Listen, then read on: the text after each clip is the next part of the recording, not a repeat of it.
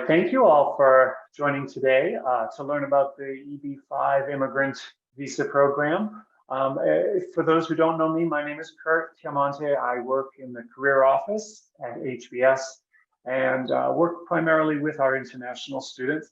And it's my pleasure today to welcome three guests who are experts on the EB-5, the employment-based fifth preference green card option that exists. And I'm going to start by introducing Michael Worley, who's an advisor with LCR Wealth Management, which is an SEC registered investment advisor based out of Westport, Connecticut.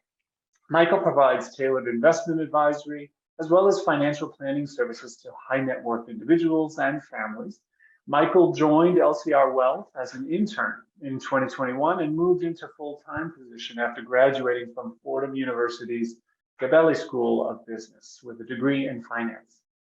Sherman Baldwin is the CEO of LCR Capital Partners, a private investment and advisory services firm and an affiliate of LCR Wealth. Sherman earned his undergraduate degree in political science at Yale, and he's an MBA from Harvard, so he's an alum. Prior to HBS, Sherman served 8 years in the US Navy as a carrier pilot and strategic planner for the Joint Chiefs of Staff. After HBS, he joined McKinsey & Company and then entered the private equity industry with JF Lehman & Company. Most recently, Sherman was a managing director at Accenture, serving as a global client executive. Christian Triantafyllis is a partner in the law firm Jackson Walker and a practicing immigration attorney, helping clients to navigate the complex US immigration system. He performed his undergraduate studies at Southern Methodist University and earned his law degree from New York Law School before starting his career at Fragomen Del Rey, Bernstein & Lowy. Prior to joining Jackson Walker, Christian was EB-5 section lead at Foster LLP. I'm going to turn it over to Michael now, and then we'll get the program started. Great. Thank you for the introduction, and thank you to everyone in attendance. As Kurt teed up, we're going to be having an information session here on the features of the EB-5 program and how they might be able to benefit you. Some of you may be familiar with the program. Others of you, this may be your first introduction, but there have been substantial changes to the legislation, and they have the ability to truly change the trajectory of your career and your life here in the United States. So with that, I'm going to read you our disclosure, cross our T's, dot our I's, and then I'll pass it over to Christian and Sherman to take you through the material. LCR Wealth Management is a registered investment advisor located in Westport, Connecticut. LCR Wealth may only transact business in those states in which it is registered or qualifies for an exemption or exclusion from registration requirements. This presentation is limited to the dissemination of general information only. Accordingly, the information in this presentation should not be construed in any manner whatsoever as a substitute for personalized individual advice from LCR Wealth. Information presented is for educational purposes only and does not intend to make an offer or solicitation for the sale or purchase of any specific securities, investments, or investment strategies. Investments involve risk and, unless otherwise stated, are not guaranteed. Be sure to first consult with a qualified financial advisor or tax professional before implementing any strategy discussed herein. Any client examples were hypothetical and used to demonstrate a concept. Past performance is not indicative of future performance. Therefore, no current or prospective client should assume that future performance of any specific investment strategy, including investments and/or investment strategies recommended by LCR Wealth, or product referenced directly or indirectly in this presentation will be profitable. Different types of investments involve varying degrees of risk, and there can be no assurance that any specific investment or investment strategy will be suitable for a client's or prospective client's investment portfolio. With that out of the way, I do want to say we're very lucky to have Christian and Sherman with us here today. They're incredibly experienced and knowledgeable on these residency programs. I think you should all take the opportunity to ask any questions you have. Feel free to put those in the chat, and I'll be keeping an eye on that as we go through. We're going to leave a good amount of time at the end and try to answer as many questions as we can. So with that, I'll turn it over to Sherman. Great. Thank you, Michael. And thank you, Kurt. We really appreciate the opportunity to be here back at my alma mater. And thank you, Melissa, for running the call for us. I love this page. This is a great page. I think it's highly relevant to all of you. You know, many of you are at Harvard's HBS. Many of you may be coming from other Harvard schools, but you're obviously already accomplished individuals and starting your educational career here in the US. You look at these people, whether it's Vinod Khosla, Sergey Brin, the founder of Google, Satya Nadella, now the CEO of Microsoft. Everyone's familiar with Elon Musk from South Africa, Sundar Pichai from India.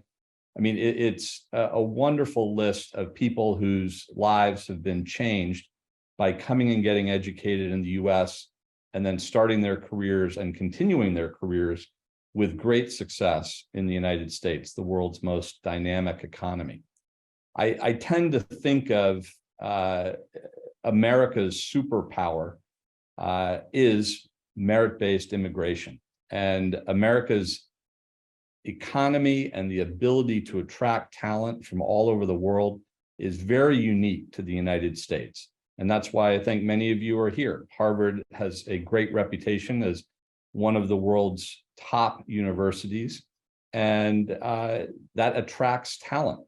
Great talented people want to be and compete with great talented people, and that attracts people from all over the world.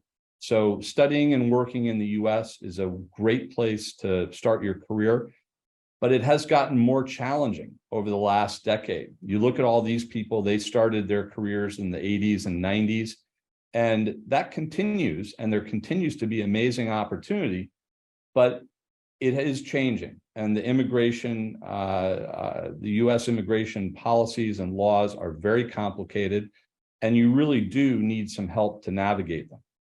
But you cannot sit back and just expect it to all work out because you're at Harvard.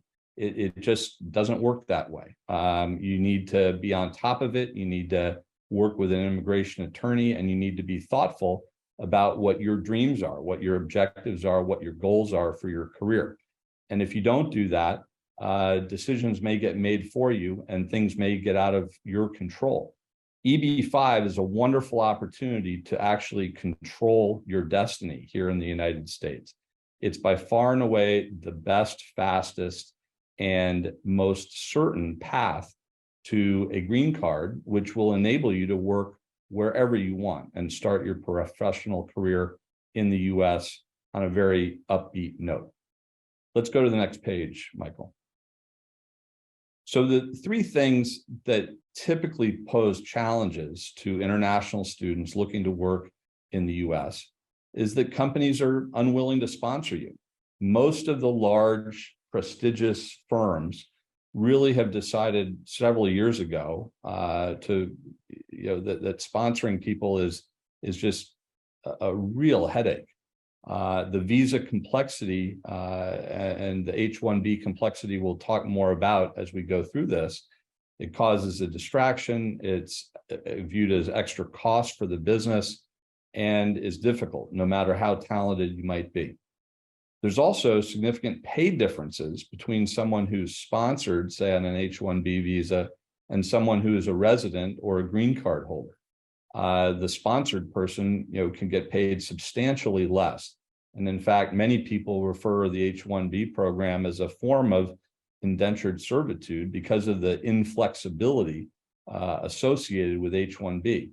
The flexibility provided by the EB-5 program is that you can work wherever you want. You really have all the rights and benefits of a US citizen, with the exception of voting. So you can go and work wherever you want and pursue your goals. Let's go to the next page. So this shows the big new change in the new legislation. So in March of 2022, just last year, the US Congress passed what's called the Reform and Integrity Act, and it's a new piece of legislation that was signed into law by President Biden and it extends the EB-5 program for the next 5 years. Very significant. The program had a variety of short-term renewals over the last decade that was very frustrating for everybody in our industry and for international students and international immigrant investors who wanted to take advantage of the program. The big new change is that if you're a student on an F1 visa today, you could apply and invest in the EB-5 program, and that typically takes 60 to 90 days to do. And then once you've applied, you can apply for what's called the concurrent adjustment of status. And within another 90 days, you could have US work authorization anywhere in the US. So from today, nearly April 1st, roughly by October 1st, if you go forward with an EB-5 investment, you'd be able to have the benefits of working anywhere in the US. And that's because you're already here in the US as a student. In comparison to that, the H-1B program, which many students expect that they will take advantage of, is really oversubscribed now. And it has had significant growth over the last decade. And it's much more uncertain, and you really cannot count on it. It's a lottery-based system. Typically, only about 1/3 of applicants will actually get sponsored for an H-1B. And then, as I said, you're really tied to the employer that winds up sponsoring you. And so it's a lottery program. Not every employer offers it. The odds of success for about 1 in 3. And it's a very long-term thing. I'd like to turn it over to Christian for a few minutes because as an immigration attorney, he really understands not only H-1B, but many of the other programs, just to talk a little bit more and maybe add a little more color about the H-1B program. And then I'll pick it up for the next slide.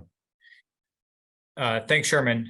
Yeah, I'll touch on the H-1B as compared to EB-5 a little bit more. When looking at the H-1B program, that's a non-immigrant visa. That's a short-term fix to try to stay in the U.S. post-graduation, as compared to the EB-5 immigrant process, where you're winding up as a permanent resident based on a self-petition. You're doing that on your own, and you can control that process regardless of whether you have an employer sponsoring you. So before the EB-5 Reform and Integrity Act, many of my conversations with students just like yourselves who are looking for a way to stay in the U.S. post-graduation. They're looking at staying around using the OPT program for graduate students who graduate and holding on to that as long as they can, and applying for the H-1B visa through an employer who's willing to sponsor them to do so. And we've seen, that growth in the number of petitions that are being filed by employers go up and up and up each year, while the number of H-1B visas available each year has remained at 85,000. And so that percentage of getting selected in an actual lottery system each March through April has become a lower and lower acceptance rate. We're seeing something along the lines of 22% at our own firm when we're getting H-1B registrations done.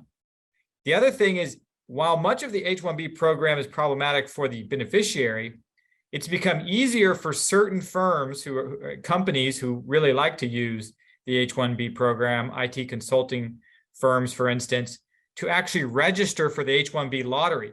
So they're registering more and more for more and more spots each year, reducing the chances of others getting the H-1B visa. So before the changes to their program, my discussions were, hey, we could start the EB-5 process now, but in the meantime, hopefully you can stick around long enough using your postgraduate OPT. Perhaps you'll get selected by the H-1B lottery. You'll be beholden to that employer until your EB-5 case is approved. And then we could go on and sort of help you get your own green card through your EB-5 process. But as Sherman pointed out, that has changed now. My discussions are much more optimistic. If you don't want to have to wait to graduate, try to rely on H-1B visa lottery system, go ahead and file your EB-5 case now and concurrently file for your green card. And while you're waiting for all that to happen to get approved, you'll have your own employment authorization document to go on and work for yourself, for anyone who's looking to hire you, or even continue to go on to school elsewhere after graduating. So there's really a whole lot of freedom and flexibility that comes a lot sooner. Great. Thanks, Christian.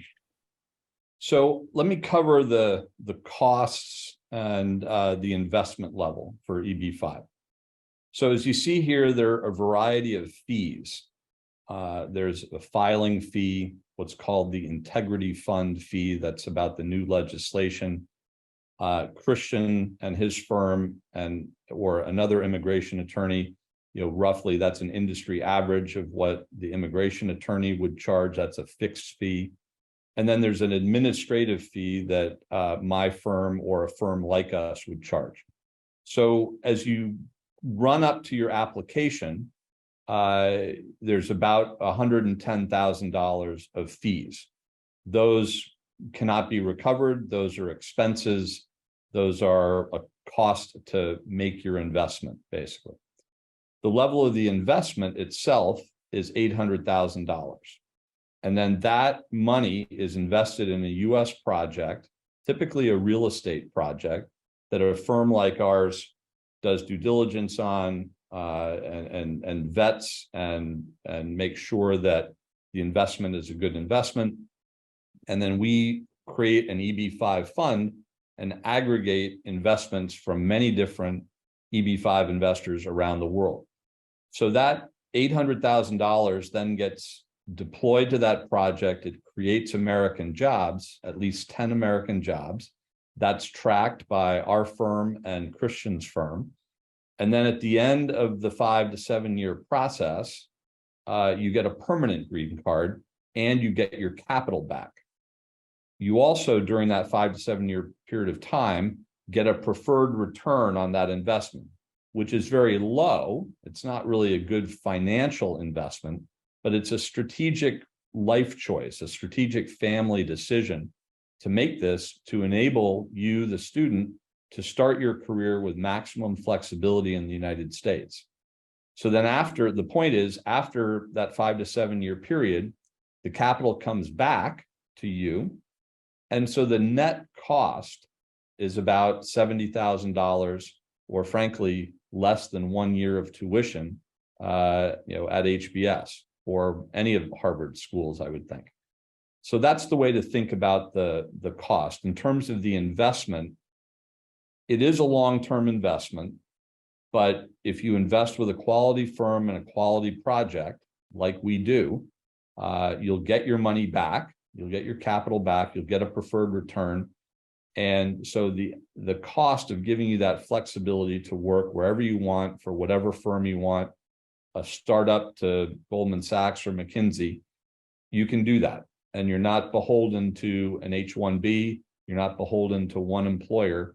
It gives you maximum flexibility. So our view is it is for families with the means. Obviously, $800,000 is a significant amount of money, but in terms of assets for high net worth families that can make this kind of investment, the return, as that first page indicated, who amongst you on this call are going to be the next Elon Musk or Sundar Pichai or pick whoever you admire most, Indra Nooyi. There's just significant opportunity based on making this like I said, a strategic family decision is really the way to think about it. Not a financial investment for a financial return, but it really is a family decision. So let's go on to the next page. Christian, over to you. Sure. So let's speak a little bit about the actual requirements of the EB-5 program. So there is a minimum investment amount of $800,000, And as Sherman explained, that investment hold is typically around 5 to 7 years. We want it to be that investment to be sustained while going through your immigration process, becoming a green card holder, permanent resident. When working with clients, we do want to make sure we're vetting them for background checks, any immigration issues that they've had in the past. Of course, criminal convictions are problematic. Any kind of financial fraud, that these are all issues that would prohibit someone from doing a successful EB-5 process. But we do work with our clients early on, making sure it's the right fit. And then we get started with preparing a successful petition for them. So one of the biggest parts about preparing a successful petition is documenting someone's source of funds. And what I mean by that is we have to demonstrate to the US government that your $800,000 comes from a lawful source. So we work with families from all around the world on documenting how they've cobbled together their $800,000 investment, including all the supporting documentation, affidavits, bank statements, whatever we need to demonstrate to the US in a sufficient manner that these funds have come from a lawful source, and therefore this is going to work for the EB-5 program. Sherman also mentioned that this is an investment. And by investment, we mean an at-risk investment. This isn't just a purchase of a green card. So there does have to be a chance for loss or gain on your investment. The government is not saying that it needs to be a risky investment. The amount of risk, the amount of due diligence that could have been done to create the risk to be very minimal is just fine. It's just about there being a chance for loss or gain, just like any other investment structure that you would look at. So we have to sustain your investment through dependency of your first 2 years of being a green card holder and filing your last petition to complete the process. Let's go on to the next slide. So I'm going to talk a little bit more about the source of funds. It's such a big part of my practice. It's a lot of what I do with families, for students in the US, whether they have the money themselves or they're getting a gift from a family member or a close friend, or perhaps a loan from a bank or a personal loan or family loan. There's all kinds of different source of funds scenarios that I've worked with. Salary and bonus compensation is a common scenario, whether it's someone who earned the money abroad, not necessarily in the United States, or they earn the money in the US. I can use salary and other forms of compensation so long as I can demonstrate it came from a lawful source. Loans are also a big scenario for source of funds, and oftentimes people get home equity loans or other kind of loans off assets that they own to then gift over to the EB-5 investor. So let's say you have a family member abroad who has a property that they can get a loan based on, and then they can gift you the proceeds, and you can use that for your EB-5 investment. I've worked with entrepreneurs that are receiving distributions or shareholder loans to make their EB-5 investment. Really all kinds of different source of fund scenarios have come up in my career. And so long as we can demonstrate that lawful source, the investor can use it for their EB-5 investment. I should say that your EB-5 investment does not have to come from one source. It can come from 3, 4, 5 sources and money that's been made inside or outside the US. And again, it can come from friends, family who are gifting or lending you the money. So, think through what kind of resources might be available. And I assure you, I've probably seen that kind of scenario and can help you think through how to make it work for your EB-5 process.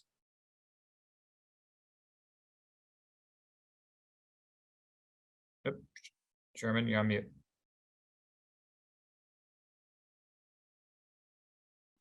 Sorry. Just to summarize some key takeaways and benefits of EB-5. It enables you to go from an F1 visa to US work authorization in 90 days now. So that's a very significant change. It's a change in the law.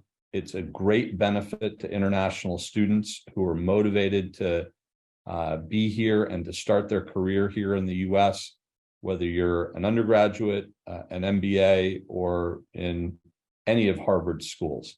So this is the change that drove me to reach out to HBS and to talk to Kurt, because I feel it's a significant new piece of information that I wanted to make sure that the relevant HBS students were aware of. EB-5 gives you the control over your career by avoiding the H-1B lottery. That's very significant as well. There's nothing, the approval rate for EB-5 historically is over 93%. So, and I am very confident that Harvard students, with the quality of what you've done to get into Harvard, the quality of your families, I'm confident in saying that the success rate would be well above that historical average. So it gives you a sense of certainty that if you make this investment, work with a quality firm like LCR and a quality firm like Jackson Walker, you'll walk through the process and be able to take advantage of the many benefits. It makes you eligible to work at some of the most prestigious firms. Many of those large firms in the Fortune 500 and the top banks and the top consulting firms, they really don't want to deal with sponsoring people. And so even if you're a Harvard undergrad or an MBA, it's very difficult, and it's really up to a lottery system to get sponsored. It creates optionality for your family long-term. We keep hearing this again and again from the parents of our families. Probably 70% of the families that we work with are doing EB-5 because they have a son or a daughter who wants to study in the US and start their career in the US. And COVID really accelerated people's thinking about having a plan B for residency. And so at LCR, we really think of residency, we call it either, we use two terms. We call it mobility insurance, and we call it another form of an alternative asset. High net worth families invest in private equity, in real estate, in all kinds of different unique deals that are considered by the financial industry as alternative assets. We encourage our families to think about residency as another form of an alternative asset with significant benefits to the family. And then for all those benefits and all those good things, the total net cost of the EB-5 investment at the end of the day, after the 5 to 7 year hold in the investment, is less than $70,000. So I think it's a very strong value proposition for the right families. Okay, so why don't we go to the next page? We have some questions that we could tee up, but before we do that, why don't we go to the chat and see, because we want to be as relevant to each of you as we can be. So we want to make sure that we're answering what's on your mind. So let's start with any questions in the chat. And then if we go through those, we can answer some of these questions that we have on the page here. Great. We do have one question in the chat here. I think it's a very good question. Is there a difference in the EB-5 application path for current F1 visa holders versus applicants not on an F1 visa? Christian, you want to take that? Sure. So let me just start off by saying somebody who's on here in the US with a different visa status can also file their adjustment of status application concurrently with their EB-5 petition and get their work permit through that process while waiting out the EB-5 green card. If that might be the reason for that question, to make sure that this concurrent filing is not just available to students. It is available to anyone else on other kind of other visas. There are always nuances involved with different types of visas in terms of timing and what to think about in terms of the immigration laws when working with a client. But generally speaking, concurrent filing is available to other visa holders as well. Thanks, Christian. That's all we have in the chat. We do have a few more teed up on the slide, but I had a question. I think you touched on it, Sherman, but We had this big change in the legislation and it made these new benefits possible. What's to say that the legislation isn't going to change again in a year, 2 years, 3 years? And let's say that legislation does change and somebody's in the middle of the process. Would it impact the process at all? I'll answer that with my understanding, and I'll ask Christian to keep me honest and make sure I have it right. The new legislation that was passed by Congress in March of 2022 included a very important clause, which is basically a grandfathering clause. That has always been a concern around EB-5. And what if the program expires? What if it's not renewed? And so Congress was very clear that once you're in the program, the U.S. Congress and the USCIS, who governs the process, will make sure that you make it all the way through the program and your case is adjudicated. And so, I believe the new legislation has firmly and clearly addressed that issue. But Christian, please, keep me on track there. Yes, and there were some issues before the new legislation that was passed last year with wondering whether such a grandfathering clause existed, but now we know it exists. That was a key part of the legislation, and getting the program extended through to 2027 was a big deal. And so it's a very good thing to be able to take advantage of. Great. So anyone who files and starts the process before that expiration in 5 years, even if that legislation changes in 5 years, they should be all set. That is a lot of stability there. I'll with one caveat, the real date is September 30th, 2026. That's when the grandfathering sort of hard stop is. And let's see what happens in 2027. I imagine they'll include that year as well, but 2026 is far out enough for us to take advantage of. Great. I see another question that came in the chat. Can people with a B1 or B2 visa apply for an EB-5? How is the timeline different? Well, someone here as a visitor can apply for EB-5. Yes.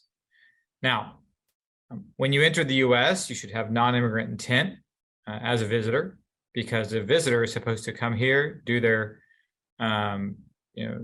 tour or their visit of friends and family, and return to their home country.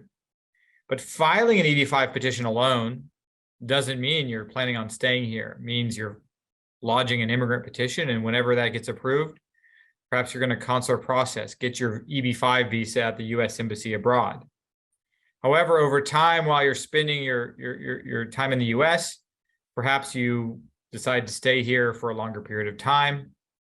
You could do that and file your adjustment of status application with your EB-5 petition. But I would work with an immigration attorney like myself if considering something like that. Thanks, Christian. Sherman, I'm going to direct this question towards you. How do you do due diligence on EB-5 projects? Well, it's a lengthy and fulsome process. For LCR specifically, we now have been around since 2012. We now have 3 strategic development partners, all of whom have 40+ year track records in real estate development, and all of whom are committed to working with EB-5. So they have already repaid EB-5 investors through their cycle multiple times over. So, that's a significant part of it, is just the quality of the developer and their track record, and digging into the creditworthiness of the developer and their financials, and understanding the specific development and the strategy, and understanding the financial models and the business plan for the development. Our intent on this call is not to talk about any specific projects, but suffice it to say that LCR is very disciplined, and we work with very high creditworthy developers to make sure that the investment risk is as low as possible for our investors, and they have the highest probability of creating the jobs that they need to create to get their immigration benefit and to get the capital back at the end of the cycle. Great. Thank you, Sherman. We got a couple more questions coming in the chat here. Someone would like to hear Christian and Sherman's thoughts on EB2 eligibility for HBS grads and how that compares to EB5. Well, so EB2, I think of the EB2 perm process, which means you're relying on a U.S. employer to sponsor you for your green card so you can work for them long term. Again, that's not your own petition. You're not driving that process. You're relying on a U.S. employer, a company in the United States, to file a petition, work with the Department of Labor and USCIS, the immigration agency, to make sure there aren't any other eligible candidates in the U.S. labor pool, and then file an immigrant petition on your behalf to get your green card approved so you can start working with them. That employer is expected to pay all the costs, including the advertising fees. And yes, there are some employers, there are some U.S. companies who do that process every day. But many times those are for employees who have already started with them through other visas, or people with more experience. So they know they have sort of a track record in terms of their professional career. But it's not the same as a self-petition that we've described in the EB5 program. The other EB2 that people think of is a national interest waiver. And a national interest waiver is to show the U.S. government that what you're so good at, what your expertise is in the national interest of the United States, meeting certain criteria. But what's interesting is graduating from top tier schools like Harvard is not part of that criteria. That will not help you meet the requirements. It's more about publications, judging the work of others, being cited, in being part of prestigious memberships and clubs, things like that you look to try to develop a strong national interest waiver petition. There is an ability to self-petition under that. I will say it's much stronger if you have an actual job offer in that area of expertise in order to show that it's of the national interest. EB5, on the other hand, we're not worried about any of that. We're mostly meeting the requirements that I just demonstrated to get your work authorization and eventual green card, which you could then go use for work wherever you'd like. Thank you, Christian. Slight adjustment to one of the earlier questions, it looks like. Could you speak to the applicability of the EB5 status to F1 dependents? Yes, great question. So when we file an EB5 petition, either for the F1 student or perhaps the dependent, the spouse of the F1 student who's in the US on F2, he or she could be the petitioner. So when someone files an EB5 petition, all dependents get to follow along the EB5 immigration process with the petitioner. So long as all children are unmarried and under the age of 21, the spouse and children will get their EB5 green cards just the same as the EB5 petitioner. And they'll get work authorization while waiting for it. Thanks, Christian. Listening to you talk about this filing, it's a little bit overwhelming to me. So I'm gonna go down to this last question here. Is the administrative process that difficult if you have a good lawyer? I'll take that one. Go ahead, sure. If you have Christian, you'll be fine.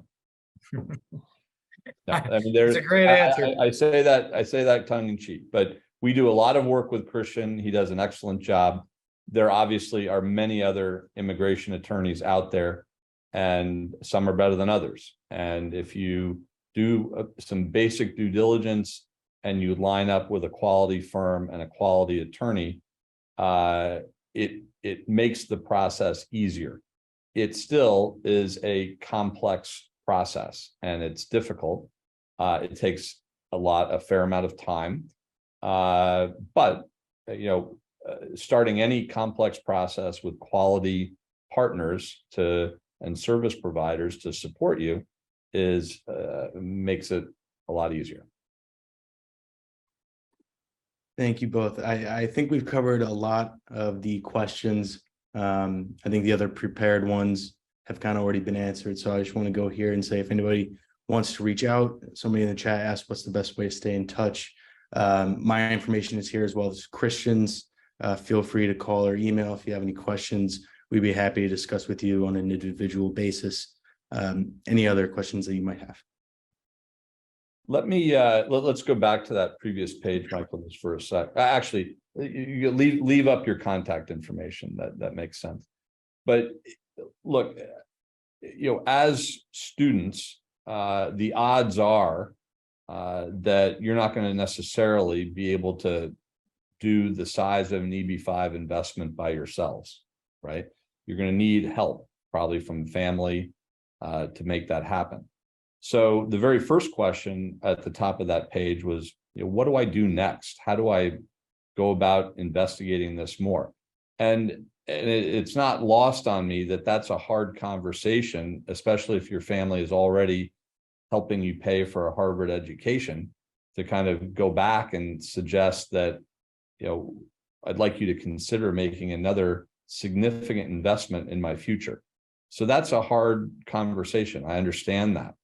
I do think, though, that Christian and Michael and I have those conversations every day of the week with families. I imagine the people that attended this call knew enough about EB-5 to know some of the high-level parameters of it, and so you knew what the investment level was, right?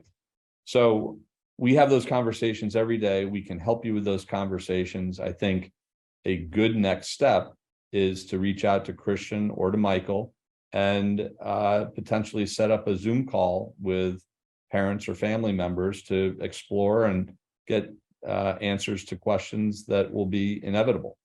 And we're eager and happy to do that. And the way we think about things, this is the first step in building a long-term relationship with any family around the world. And that's the way we like to think about things. And I also will say, in terms of the EB-5 process compared to other immigrant processes, I always say that the EB-5 program is one of the most predictable ways to become a permanent resident that we have available in our immigration system. But you have to work with an experienced team. And I know that's, I'm stating the obvious, but EB-5 really is a niche area within immigration. It's a niche area within raising capital and developing projects. So, an experienced team like LCR Capital. I've been at this for quite some time with an experienced team myself. That's the type of experience you need to be working with in order to make sure that this process does go smoothly for you. There's a lot of work involved, but we try to make it seamless. We all have great resources to help you do that. So I just wanted to mention that as well. Great.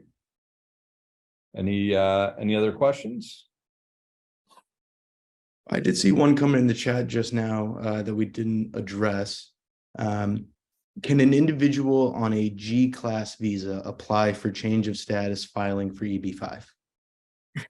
I think that one I'd need more information about what that, the specifics of that G-class visa are, and what's the history behind that visa, and what are the expectations of it. So that would need to be, they would need to contact me to find out more about it. There are some, it's not as they're a little more restrictive than others. Okay.